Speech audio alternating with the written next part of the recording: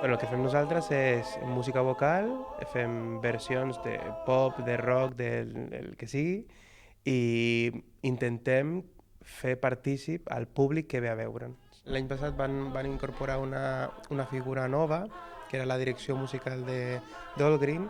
Pues, la Michelle ha fet que una mica que el grup agafi forma d'una manera més professional. Ara estem agafant un ritme que necessitem més assajos i estem fent quasi cada dia assaig, no? Bueno, pero a gusto, ¿eh? Sí, sí. Nos gusta. Sarna con gusto no pica. All Green va començar l'any 2009. En aquell moment pocs s'esperaven els canvis que hi hauria a la coral. Quedàvem una mica, doncs, per trobar-nos, per cantar, per passar-ho bé, i anaven sortint bé les coses i ens vam anar animant, i per això doncs, vam fer el càsting per incorporar gent i el projecte va anar agafant forma a poc, no? Havíem de fer el primer concert amb All Green i no teníem nom. Vam trucar a la Michelle.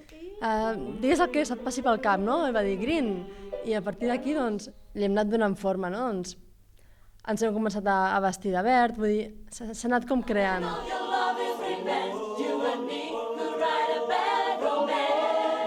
La coral està molt vinculada al districte des del principi, tot i que no tots els cantants han nascut aquí. Sempre hem assajat per aquí, no? Moltes persones o som o vivim en el districte, no? Som molts que som de Sants Hostafrancs, inclús del Poble Sec. La Paula, que és de Pamplona, però ja és del Poble Sec, quasi. Jo sóc canari, però em considero de Sants. D'Hostafrancs.